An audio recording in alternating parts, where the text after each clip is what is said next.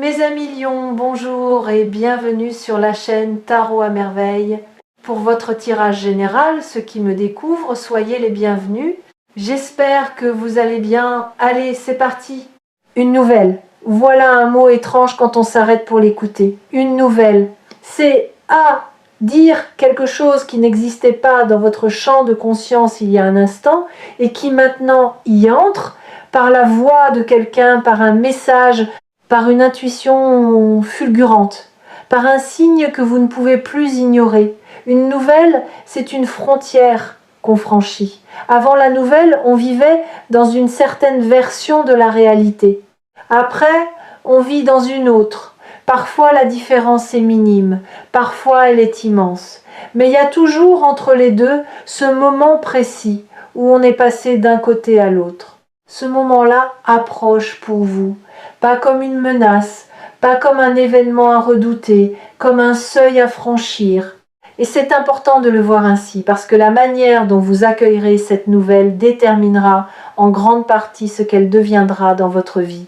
Une nouvelle reçue avec crispation perd une partie de son potentiel. Une nouvelle reçue avec ouverture déploie tout ce qu'elle porte. Vous avez le choix de la posture, et ce choix se prépare maintenant, avant même que la nouvelle ne se présente. Je veux prendre le temps avec vous, parce que ce qui se prépare mérite plus qu'un survol rapide.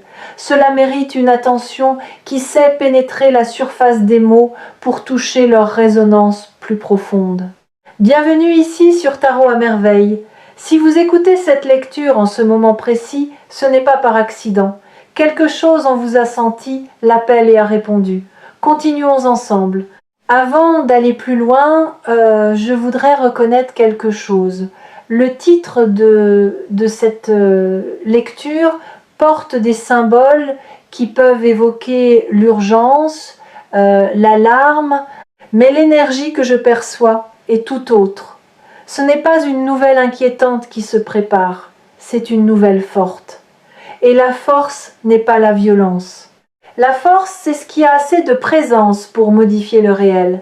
Une nouvelle forte peut être très douce dans son expression, et pourtant suffisamment puissante pour reconfigurer une partie de votre vie. Ne soyez donc pas en posture défensive en attendant ce qui vient. Soyez en posture d'accueil. Cette distinction est essentielle parce que beaucoup de personnes, en se préparant à recevoir une nouvelle qu'elles pressentent importante, mettent en place, sans le vouloir, une armure intérieure.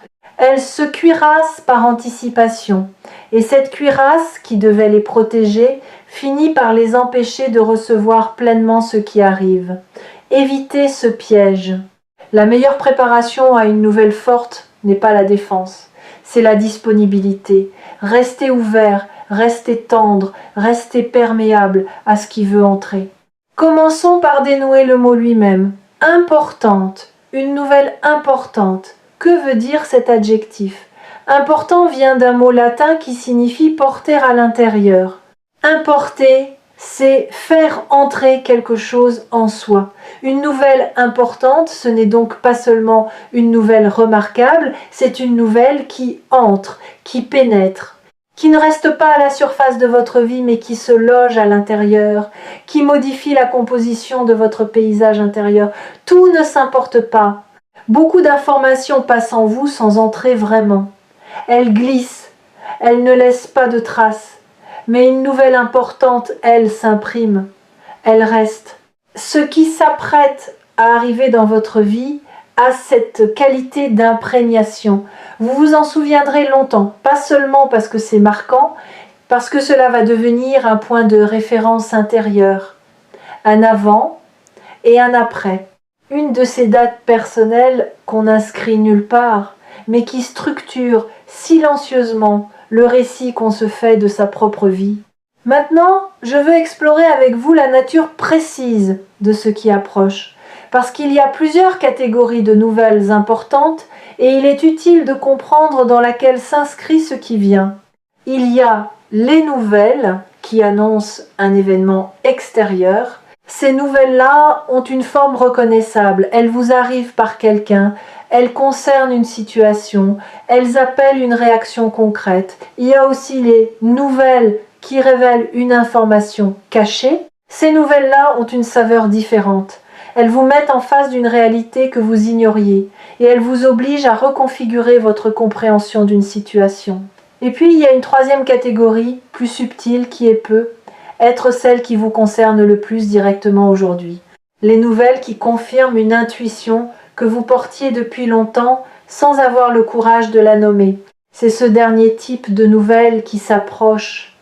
Vous portez en vous, depuis un certain temps, une intuition, quelque chose que vous sentez sans pouvoir le formuler clairement. Une perception fine, presque silencieuse, qui revient régulièrement vous habiter. Vous l'avez peu, être ignorée. Vous l'avez peu, être mise de côté en vous disant que c'était votre imagination. Mais elle est restée. Elle a continué de vous habiter en arrière-plan, attendant patiemment d'être validée par quelque chose d'extérieur à vous. Cette validation arrive. La nouvelle qui se prépare va venir confirmer ce que vous saviez déjà au fond de vous. Et ce sera un soulagement profond, pas tellement parce qu'elle vous apprend quelque chose, mais parce qu'elle officialise une certitude intérieure que vous portiez seul sans pouvoir vraiment la partager. Vous allez enfin pouvoir dire « Voilà, je le sentais et c'était juste ». Ce moment de confirmation est précieux. Il restaure votre confiance en votre propre perception. Beaucoup de personnes finissent par douter de leur intuition à force de ne pas la voir confirmée par des éléments concrets. Elles s'habituent à se considérer comme imaginatives, voire un peu naïves. Et puis arrive un événement qui prouve qu'elles avaient raison depuis le début. Cet événement répare quelque chose. Il rend à la personne sa propre boussole intérieure, qu'elle avait fini par considérer avec méfiance. C'est ce qui va se passer pour vous. Vous allez retrouver confiance en votre intuition, parce que vous allez recevoir une preuve concrète qu'elle vous parlait juste. Et cette restauration de la confiance intérieure aura des effets bien au-delà du simple événement déclencheur. Elle va modifier durablement votre rapport à vos propres signaux internes. J'aimerais ajouter une nuance sur cette confiance retrouvée. Elle ne va pas vous rendre catégorique ni arrogant, au contraire. Elle va vous rendre plus nuancé, plus discret aussi, parce que vous comprendrez que l'intuition n'a pas besoin de bruit pour exister. Elle se passe très bien de l'approbation des autres. Elle peut habiter le silence. Et c'est précisément cette discrétion qui sera le marqueur le plus visible de votre transformation. Vous parlerez moins pour vous justifier, parce que vous aurez moins besoin de le faire. Votre paix intérieure sera son propre argument. Cette nouvelle posture aura un effet curieux sur votre entourage. Certaines personnes, habituées à votre besoin antérieur de validation, vont d'abord ne pas comprendre. Elles essaieront être sans malice, de vous faire revenir à l'ancienne dynamique où vous cherchiez leur approbation. Tenez bon, pas avec dureté, avec une douce constance. Cette transformation est précieuse et elle ne demande pas votre justification. Elle demande seulement votre fidélité à ce qui s'est ouvert. Permettez-moi maintenant de m'arrêter sur le mot « explosera » qui figure dans le titre de cette lecture. Ce mot peut faire peur. Il évoque quelque chose de violent, d'incontrôlable. Mais en réalité, dans le langage de l'intuition, exploser veut dire autre chose. Cela veut dire sortir d'un cadre qui le contenait. Une explosion, c'est ce qui se passe quand une énergie comprimée trouve enfin un point de sortie. La pression qui s'était accumulée silencieusement trouve sa libération. Et cette libération, aussi spectaculaire soit-elle, n'est pas destructrice, elle est créatrice. Elle ouvre un nouvel espace, là où il n'y avait que de la compression. Ce qui va exploser dans votre vie, ce n'est pas une bombe. C'est plutôt comme un bourgeon qui craque pour laisser sortir la fleur. Le bourgeon ne disparaît pas dans le drame. Il se transforme parce que quelque chose était devenu trop grand pour rester contenu. Voilà la qualité énergétique de l'événement qui approche. Une libération attendue depuis longtemps. Quelque chose qui devait sortir et qui va enfin trouver sa voie. Sur le plan énergétique, j'aime rappeler une chose aux personnes qui traversent ce genre de période. Les phases d'accélération ne sont jamais des accidents. Elles sont toujours le résultat de longues maturations silencieuses. Si une nouvelle importante peut éclater dans votre vie maintenant, c'est parce que tous les éléments nécessaires à son arrivée ont fini de se mettre en place. Vous n'auriez pas pu recevoir cette nouvelle il y a peu de temps. Vous n'étiez pas prêt, maintenant vous l'êtes. Pas parce que vous avez attendu suffisamment, parce que quelque chose en vous a fini son travail invisible. Je voudrais vous demander de faire une chose simple en ce moment. Posez votre attention sur votre poitrine. Pas longtemps. Juste quelques secondes. Sentez ce qui s'y passe.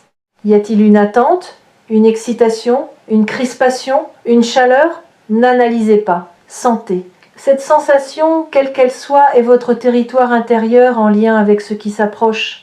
Et plus vous serez familier avec ce territoire, plus vous saurez accueillir la nouvelle quand elle arrivera, parce que vous serez déjà connecté à l'endroit en vous où elle va se déposer.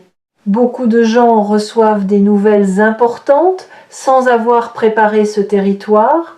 La nouvelle arrive, elle frappe une zone qu'ils n'habitent pas et ils se sentent dépassés. Vous avez l'occasion en ce moment de faire un travail différent, de vous familiariser avec la zone d'accueil avant que l'invité n'arrive. Ce travail simple change tout.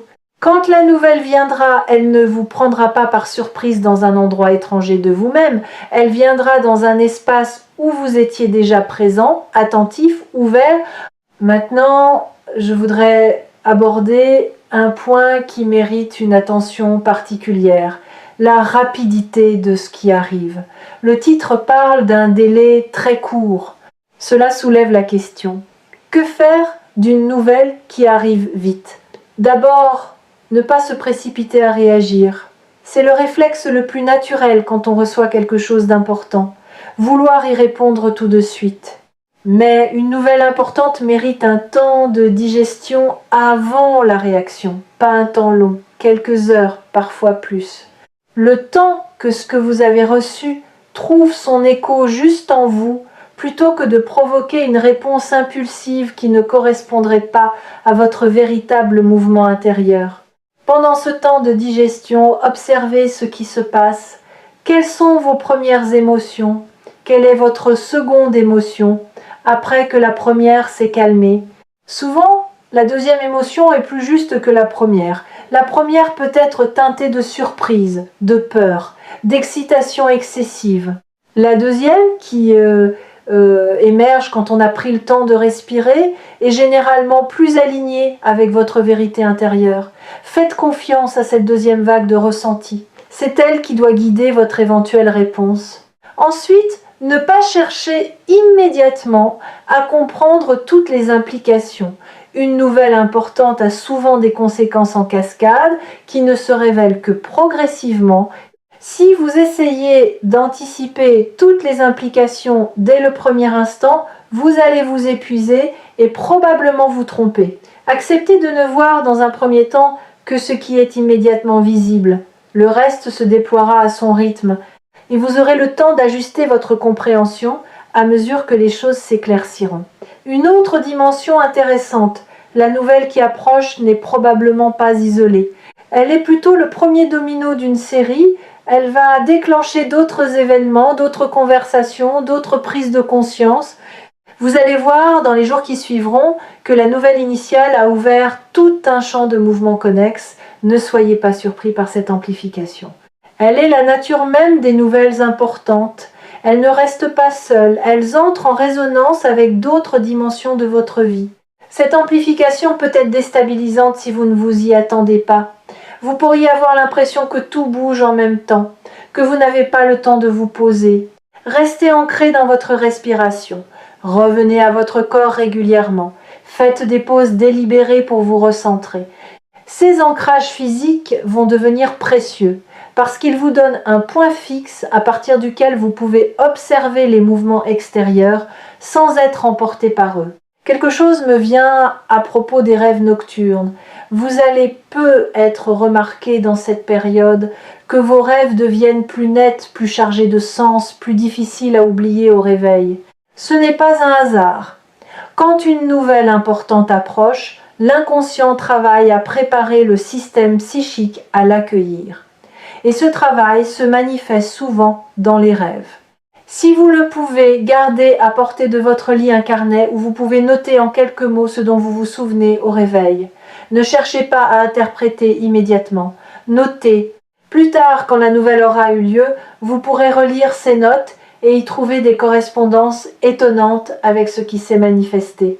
Votre corps aussi va vous parler pendant cette période. Vous remarquerez peu être des sensations inhabituelles, une chaleur soudaine dans la poitrine, un frisson le long de la colonne vertébrale au moment où vous pensez à quelque chose, une fatigue qui ne vient pas de l'effort mais d'une réorganisation intérieure.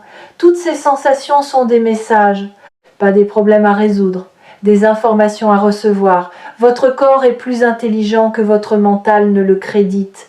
Il sait des choses avant vous. Apprenez à écouter ces signaux comme vous écouteriez un sage qui parle peu mais juste. Je voudrais m'arrêter sur quelque chose de spécifique, la qualité émotionnelle de la nouvelle qui arrive. Ce qui me vient avec force, c'est que cette nouvelle aura quelque chose de touchant. Elle va éveiller en vous une émotion plus profonde que ce à quoi vous vous attendiez. Pas dramatique, touchante. Comme quand quelque chose vient confirmer qu'on n'était pas seul à porter une certaine espérance, qu'on n'était pas fou d'y croire, qu'on n'était pas naïf de garder cette flamme allumée à l'intérieur. Cette émotion-là est précieuse. Hein. Ne la refoulez pas si elle se présente. Beaucoup de personnes sont mal à l'aise avec les émotions qui débordent un peu. Elles essayent de les contrôler, de les rationaliser, de les ranger rapidement. Mais une émotion qui déborde est souvent le signe qu'une zone profonde de l'âme vient d'être touchée. Et ces zones méritent d'être reconnues. Si vous sentez l'émotion monter quand la nouvelle arrivera, accueillez-la. Donnez-vous le droit de ressentir pleinement.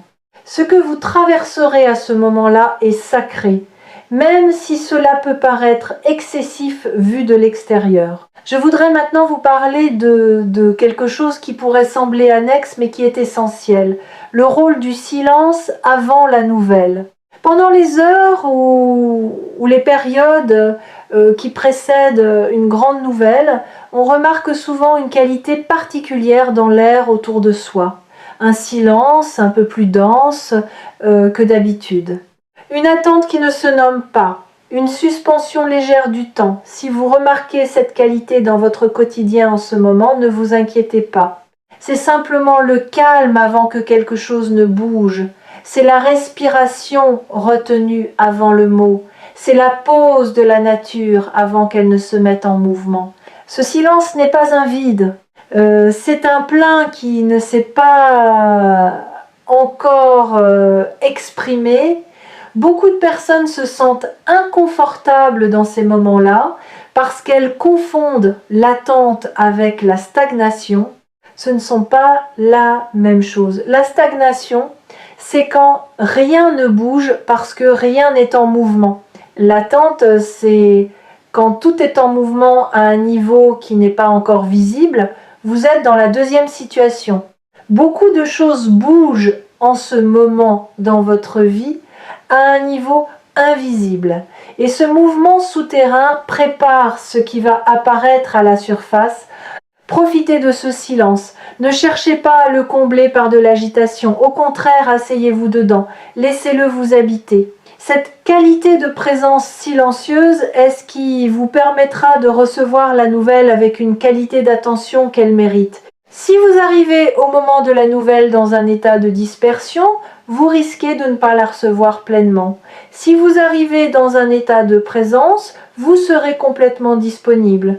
Je voudrais ajouter une chose à propos de la disponibilité intérieure. Elle ne se décrète pas, elle se cultive. Et elle se cultive précisément dans les jours ordinaires, pas dans les moments d'événement. Quand on essaie de devenir disponible juste avant un grand moment, c'est souvent trop tard. Le système intérieur n'a pas eu le temps de s'ajuster. Mais quand on a cultivé la présence dans les jours simples qui précèdent, le grand moment trouve une infrastructure prête à l'accueillir. Pensez à un jardinier qui prépare son terrain avant les semailles. Il ne décide pas la veille de bien préparer la terre. Il commence des jours, parfois des semaines à l'avance. Il aère le sol, il enlève les pierres. Il ajoute ce qui nourrira les futures graines. Quand vient le moment des semailles, tout est prêt. Le geste lui-même est simple, presque court. Mais il s'inscrit dans une préparation longue qui en garantit le succès.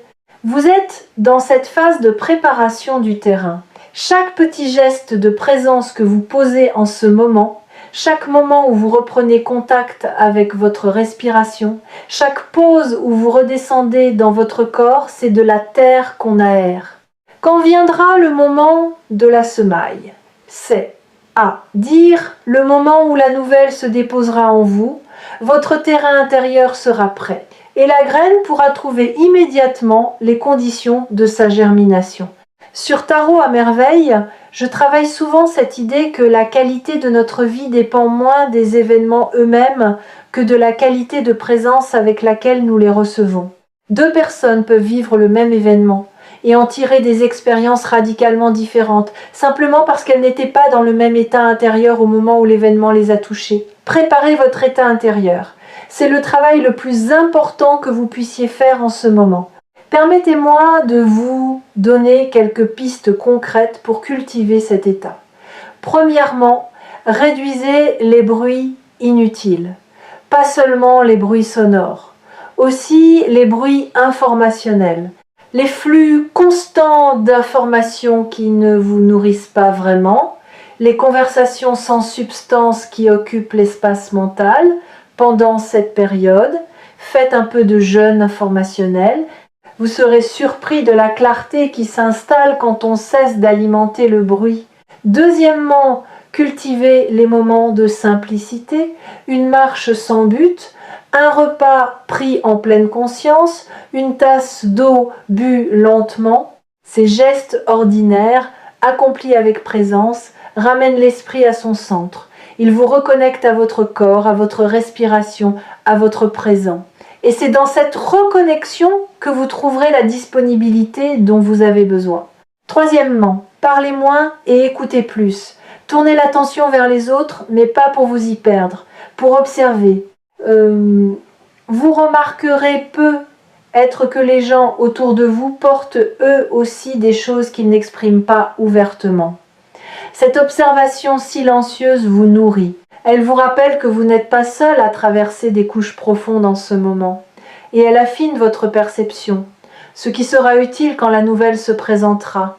Je voudrais maintenant explorer une dimension importante. Ce qu'il faudra peut être laissé partir, une fois que la nouvelle sera arrivée. Toute nouvelle importante implique un certain départ. Pour faire entrer quelque chose, il faut faire partir quelque chose d'autre. Cette logique est presque mécanique. Et c'est l'une des raisons pour lesquelles certaines personnes, au fond, résistent à recevoir des nouvelles importantes.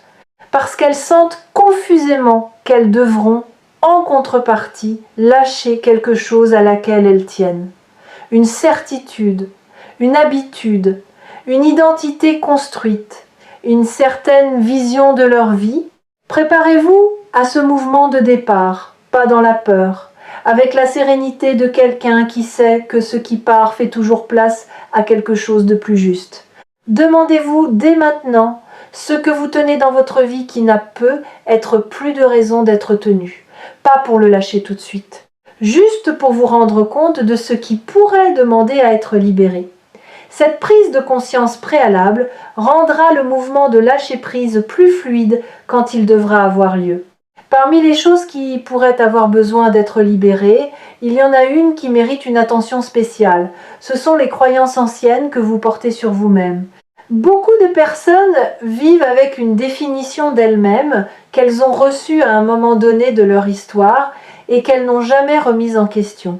Je suis quelqu'un qui n'a pas de chance. Je suis quelqu'un à qui il n'arrive jamais rien. Je ne suis pas le genre de personne à qui ça arrive. Toutes ces phrases tournent en boucle dans le fond de la conscience sans qu'on se rende compte qu'elles façonnent activement la réalité qu'on attire. La nouvelle qui arrive va briser une de ces phrases et c'est une excellente chose parce que pendant un instant, peut être quelques jours, vous serez désorienté.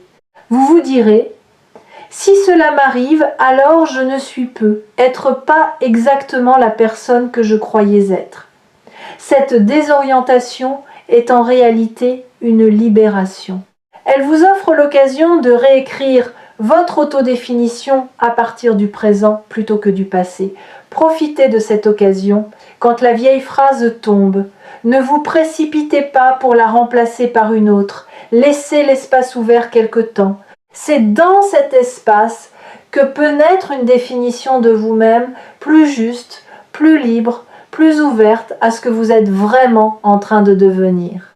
Une autre chose à anticiper, les autres ne comprendront peu, être pas immédiatement ce qui vous arrive. Une nouvelle qui transforme votre vie intérieure n'est pas toujours visible à l'extérieur.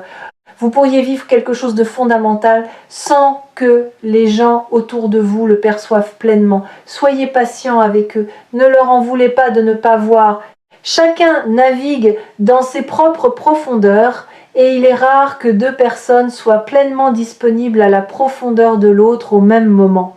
En revanche, vous trouverez quelques personnes qui sentiront, sans toujours comprendre exactement ce qui se passe, que quelque chose en vous est en train de bouger. Ces personnes-là sont précieuses. Elles vous regarderont avec une attention particulière, elles poseront des questions plus profondes que d'habitude, elles vous offriront un espace d'écoute sans même que vous l'ayez demandé. Reconnaissez ces personnes. Elles sont vos compagnons d'âme dans cette traversée. Et il est important de pouvoir s'appuyer sur quelques compagnons d'âme dans les périodes de transformation intérieure. Sur Tarot à merveille, je remarque que ces alliances silencieuses se manifestent souvent dans des moments clés, comme si l'âme attirait à elle, sans le savoir, exactement les présences dont elle a besoin pour traverser. Ne cherchez pas frénétiquement à entourer. Faites confiance aux présences qui se manifesteront naturellement. Elles seront probablement plus pertinentes que celles que vous auriez recrutées par stratégie consciente. J'aimerais ajouter un dernier élément avant de conclure. Une fois que la nouvelle sera arrivée et que vous aurez commencé à la digérer, donnez-vous la permission de revisiter votre passé sous un angle nouveau. Beaucoup de choses qui vous semblaient incompréhensibles vont prendre sens. Beaucoup de difficultés qui vous semblaient inutiles vont révéler leur fonction préparatoire. Vous allez voir des liens entre des événements que vous teniez pour séparer. Cette relecture rétrospective est l'un des plus beaux cadeaux qui accompagnent les nouvelles importantes. Elle réintègre votre passé dans une histoire cohérente. Elle vous réconcilie avec ce qui n'avait pas semblé vous nourrir. Cette réconciliation a un effet libérateur profond. Beaucoup de gens portent des blessures liées à des périodes qu'ils n'arrivaient pas à comprendre. Quand la nouvelle compréhension arrive, ces blessures commencent à se cicatriser. Pas parce qu'on les efface, parce qu'on les intègre dans une trame plus large où elles trouvent enfin leur sens. Et quand quelque chose trouve son sens, il cesse de faire mal de la même manière. Il devient un élément de l'histoire plutôt qu'une plaie ouverte. J'aimerais ajouter une dernière nuance avant de conclure. Quand la nouvelle sera arrivée et que les premières émotions seront passées, prenez le temps de remercier intérieurement les personnes, les épreuves, les patiences qui vous ont conduit jusqu'à ce moment. Pas dans une cérémonie compliquée, juste en pensée, avec une chaleur sincère. Cette gratitude rétrospective scelle l'événement dans votre psyché d'une manière particulière. Elle l'inscrit non pas comme un cadeau isolé venu de nulle part, mais comme une étape cohérente d'un chemin plus vaste. Et un cadeau inscrit dans un chemin garde sa puissance bien plus longtemps qu'un cadeau perçu comme un bonus aléatoire. Cette gratitude inclura peut-être à votre surprise des personnes ou des situations qui vous avaient blessé. Vous ne les remerciez pas pour la blessure elle-même, vous les remerciez pour le rôle qu'elles ont joué dans votre déploiement, même si elles l'ont joué sans le vouloir, même si elles l'ont joué de manière imparfaite. Cette gratitude lucide est l'une des plus hautes formes de paix intérieure. Elle ne nie rien, elle intègre et elle libère une énergie considérable qui était jusque-là retenue par la rancune ou le ressentiment. Voilà ce que j'avais à vous transmettre aujourd'hui, une nouvelle approche. Elle est importante au sens propre du terme. Elle va entrer en vous et y rester. Elle confirmera une intuition que vous portiez depuis longtemps. Elle libérera une énergie qui s'accumulait. Elle ouvrira un nouveau chapitre, mais en réintégrant aussi les chapitres précédents dans une lecture plus juste de votre histoire. Préparez-vous, mais sans tension. Ouvrez votre poitrine. Faites un peu de place dans votre quotidien. Réduisez les bruits qui vous parasitent. Tournez votre attention vers le présent, vers votre respiration, vers les sensations simples qui vous traversent. Cette qualité d'attention sera votre plus belle préparation. Elle vaudra mieux que n'importe quelle stratégie mentale. Et notez ceci, la qualité de votre attention en ce moment précis est déjà en train de modifier la manière dont la nouvelle vous trouvera. Ce n'est pas qu'elle modifie l'événement lui-même, mais elle modifie le terrain sur lequel l'événement viendra se poser. Plus votre terrain sera fertile, accueillant, attentif, plus l'événement pourra y déployer toute sa richesse. La même nouvelle, reçue dans un terrain dispersé ou dans un terrain présent, ne produira pas du tout les mêmes fruits. Sachez que vous êtes en train d'agir, en ce moment précis, sur les fruits futurs, simplement par la qualité d'attention silencieuse que vous accordez à ces mots et à vous-même. Quand la nouvelle viendra, accueillez-la sans précipitation. Laissez-la se déposer en vous avant de réagir. Faites confiance à votre deuxième vague de ressenti, plus juste que la première. Soyez patient avec les implications qui se révéleront progressivement. Et n'oubliez pas que ce qui arrive aujourd'hui est le fruit de tout ce que vous avez patiemment construit hier, même quand vous aviez l'impression de ne rien construire. Vous n'attendez pas pour rien. Vous n'avez jamais attendu pour rien. Chaque période de patience que vous avez traversée a tissé quelque chose en vous. Et ce qui se prépare maintenant est précisément la récolte de ce tissage invisible. Recevez cette récolte avec gratitude, mais aussi avec la fierté tranquille de quelqu'un qui sait qu'il l'a mérité. Pas par souffrance, par fidélité. Fidélité à ce que vous aviez senti, fidélité à ce que vous portiez, fidélité à vous-même quand peu de gens semblaient le faire à votre place. Une dernière image avant de vous laisser. Imaginez un facteur qui marche depuis longtemps sur un chemin pour vous apporter une lettre. Vous ne le voyez pas encore, vous ne savez même pas qu'il vient. Mais il avance, à son rythme, sans précipitation, sans hésitation. Sa marche n'est ni rapide, ni lente, elle est juste. Elle correspond exactement au temps qu'il faut pour que la lettre vous parvienne au bon moment, ni trop tôt ni trop tard. Cette lettre, c'est votre nouvelle. Et le facteur, c'est la vie elle-même dans son intelligence patiente. Elle n'est jamais en retard. Elle n'est jamais en avance. Elle arrive précisément quand il faut.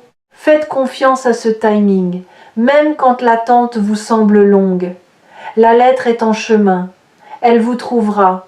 Elle vous trouve déjà. À très bientôt et belle traversée à vous dans la confiance et la douceur du moment qui vient.